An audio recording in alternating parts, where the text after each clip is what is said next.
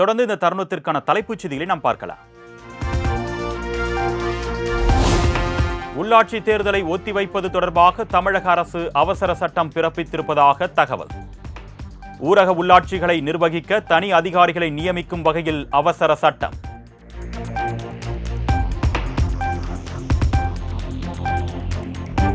வருகின்ற 6ஆம் தேதி ஆளுநர் உரையுடன் தொடங்குகிறது தமிழ்நாடு சட்டப்பேரவை கூட்டத்தொடர். எத்தனை நாட்கள் நடைபெற உள்ளது என்பது தொடர்பாக நாளை அலுவல் ஆய்வுக்குழு கூட்டம் நடைபெற இருப்பதாக தகவல்.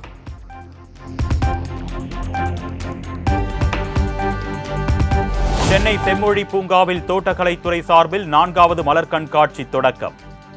ரிப்பன் வெட்டி தொடங்கி வைத்த முதலமைச்சர் மு.க. ஸ்டாலின் புகைப்படம் எடுத்து உற்சாகம்.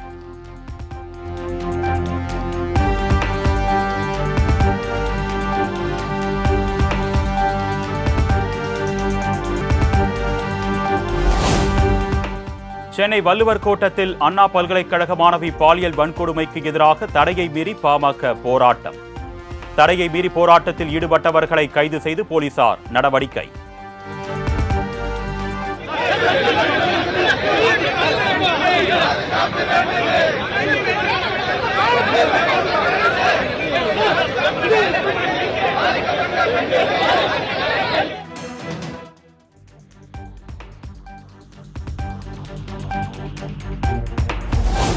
சென்னை வள்ளுவர் கோட்டத்தில் தடையை மீறி போராட்டத்தில் ஈடுபட்ட சௌமியா அன்புமணி கைது. பெண்களுக்கு எதிரான அரசாக தமிழ்நாடு அரசு உள்ளதாகவும் குற்றச்சாட்டு.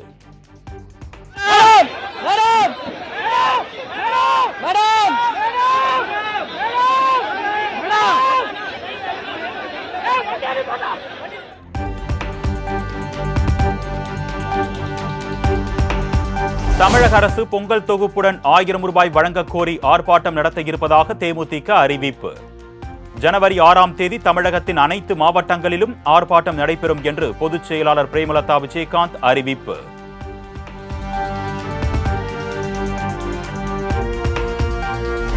தமிழ்நாடு முழுவதும் அரையாண்டு விடுமுறை முடிந்து மீண்டும் திறக்கப்பட்ட பள்ளிகள்.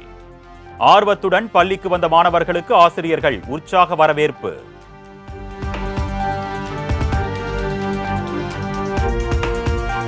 அரசு பள்ளிகளை தனியாருக்கு தத்து கொடுப்பது ஏழை எளிய குழந்தைகளின் கல்வி உரிமையை பறிக்கும் செயல்.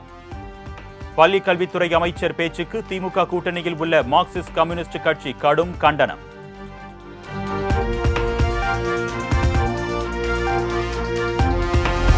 அரசு பள்ளிகளை தனியார் கைக்கு மாற்றும் முடிவை அரசு மறுபரிசீலனை செய்ய வேண்டும் என முத்தரசன் வலியுறுத்தல்.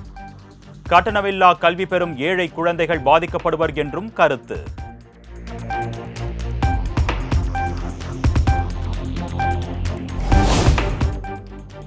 500 அரசு பள்ளிகளை மேம்படுத்தக்கூட தமிழக அரசிடம் நிதி இல்லையா என்று பாஜக மாநில தலைவர் அண்ணாமலை கேள்வி. கல்வித்துறைக்கு ஒதுக்கப்பட்ட 44,000 கோடி எங்கே சென்றது என்றும் காட்டம்.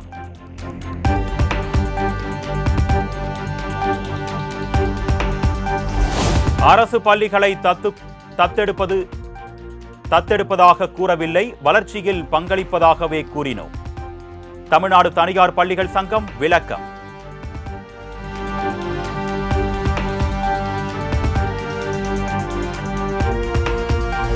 சொல்லப்படாத வார்த்தையை அரசியலாக்க வேண்டாம் என்று தனியார் பள்ளிகள் சங்கம் காட்டம்.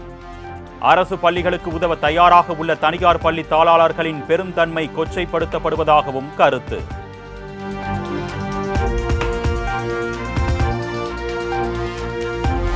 சென்னையில் ஆபரண தங்கத்தின் விலை சவரனுக்கு 240 ரூபாய் அதிகரிப்பு. கிராம் ஒன்றுக்கு 7,180 ரூபாய்க்கும் சவரன் ஒன்றுக்கு 57,440 ரூபாய்க்கும் விற்பனை.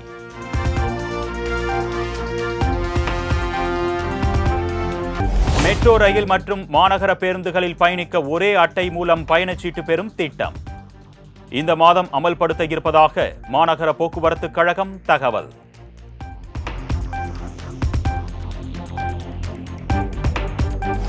மதுரையில் சாதியை தூக்கி பிடித்து அமைச்சர் மூர்த்தி பேசியது சமூக வலைதளங்களில் வைரல். ஆண்ட பரம்பரை என்பதை மனதில் கொள்ள வேண்டும் என்ற பேச்சால் சர்ச்சை. நான் சொல்றேன், இது ஆண்ட பரம்பரை என்பதனை நீங்கள் மனதிலே வைத்துக் கொள்ள வேண்டும் என்பதில் இருக்க வரலாறு, பல வரலாறு மறைக்கப்பட்டிருக்கிறது. அதை நீங்கள் தெளிவாக தெரிஞ்சுங்க, படிச்சிருக்கிறீங்க. இன்னைக்கு 4 பேர் செத்து போனா 2 பேர் செத்து போனா அதுக்கு ஒரு பெரிய இது வேண்டாம். ஆனால் சுதந்திரத்திற்காக இந்த சமுதாயம் 5000 10,000 பேர் செத்திருக்காங்கன்றத நீங்க வரலாறை புரட்டி பார்க்க வேண்டும்.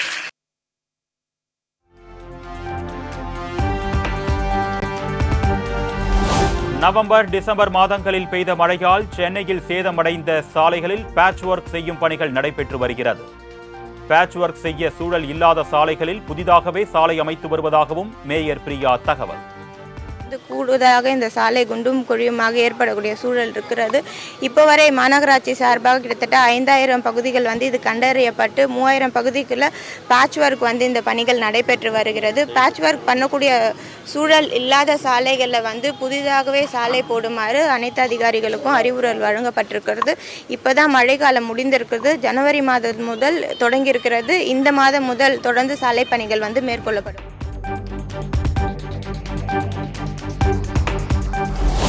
ராமநாதபுரம் அரசு மருத்துவக் கல்லூரி மருத்துவமனையில் பயங்கர தீ விபத்து.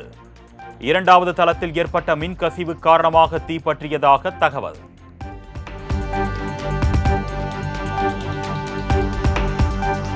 திடீர் தீ விபத்தால் புகை மண்டலமான ராமநாதபுரம் அரசு மருத்துவமனை. உடனடியாக நோயாளிகள் அனைவரும் வெளியேற்றப்பட்டதால் அசம்பாவிதம் தவிர்ப்பு.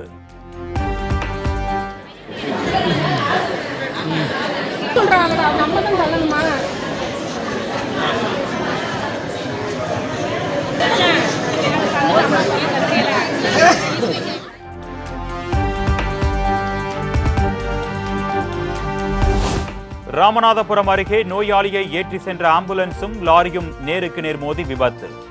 3 பேர் உயிரிழந்த நிலையில் 5 பேர் படுகாயமடைந்து மருத்துவமனையில் அனுமதி.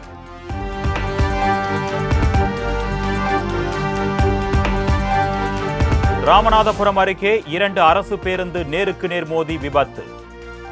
பள்ளி குழந்தைகள் உட்பட 20க்கும் மேற்பட்டோர் காயமடைந்து மருத்துவமனையில் அனுமதி.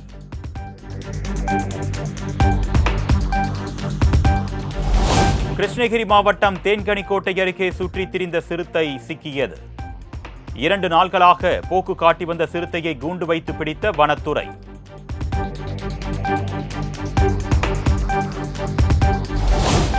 சென்னை அரும்பாக்கம் பகுதியில் கேட்டமைன் போதைப் பொருள் வைத்திருந்த 3 பேர் கைது. 39 கிலோ கேட்டமைன், 51 லட்சம் ரூபாய் ரொக்கம், 105 கிராம் தங்க நகைகள் பறிமுதல்.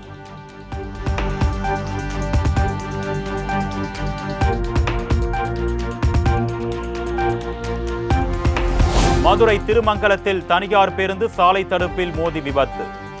10க்கும் மேற்பட்டோர் காயமடைந்து மருத்துவமனையில் அனுமதி.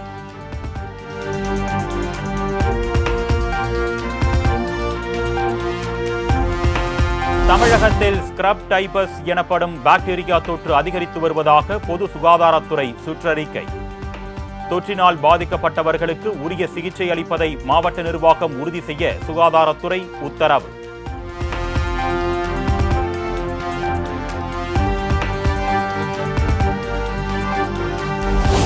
ஸ்ரீரங்கம் ரெங்கநாதர் கோவிலில் வைகுண்ட ஏகாதசி பகல் 10 உற்சவத்தின் 3ஆம் திருநாள் கோலாகலம். அஜந்தா சௌரி கொண்டை அணிந்து உலா வந்த பெருமாளை கோவிந்தா கோவிந்தா என முழக்கம் எழுப்பி பக்தர்கள் வழிபாடு.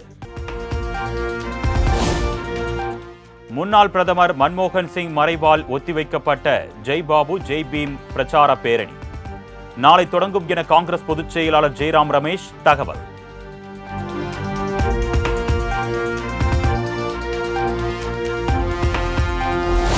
வேலைக்காக தமிழகத்தில் குடியேறவே வங்கதேச முஸ்லிம்கள் அதிக அளவில் ஊடுருவல். அசாம் முதலமைச்சர் ஹிமந்த பிஸ்வா சர்மா அதிர்ச்சி தகவல்.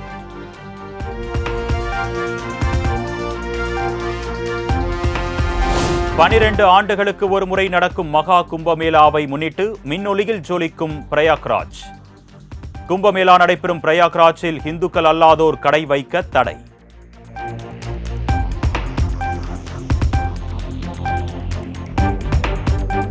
இந்தியா பாகிஸ்தான் இடையே அணு ஆயுதங்களின் இருப்பு குறித்த விவரங்கள் பரிமாற்றம். இரு நாடுகளும் தங்களது தூதரகங்கள் மூலம் விவரங்களை ஒப்படைத்திருப்பதாக தகவல்.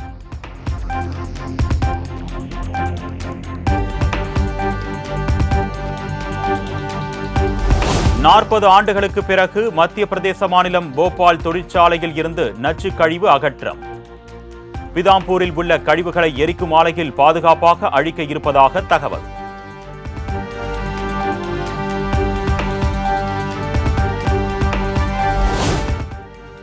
இந்தியாவில் 1901ஆம் ஆண்டில் தொடங்கி தற்பொழுது வரையில் உள்ள காலகட்டத்தில் 2024ஆம் ஆண்டே மிக வெப்பமான ஆண்டாக இந்திய வானிலை ஆய்வு மையம் அறிவிப்பு.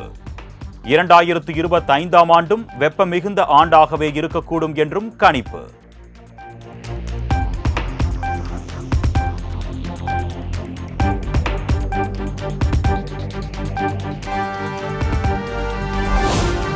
மகரவிளக்கு பூஜையையொட்டி சபரிமலை ஐயப்பன் கோவிலில் அலைமோதும் பக்தர்கள் கூட்டம்.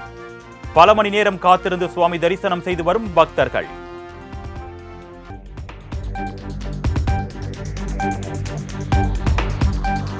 ராஜஸ்தான் மாநிலம் கோட்புட்லி பகுதியில் கடந்த 23ஆம் தேதி ஆழ்துளை கிணற்றில் விழுந்த சிறுமி உயிரிழப்பு. 10 நாட்களுக்கு பிறகு மீட்கப்பட்ட நிலையில் சிகிச்சை பலனின்றி உயிரிழந்த பரிதாபம்.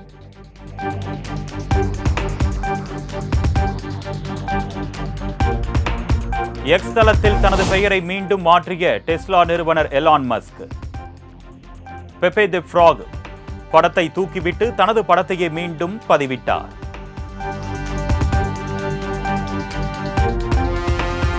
நாளை சிட்னியில் தொடங்கவுள்ள ஆஸ்திரேலியாவுக்கு எதிரான கடைசி டெஸ்ட் போட்டியில் இருந்து இந்திய வீரர் ஆகாஷ்தீப் விலகல்.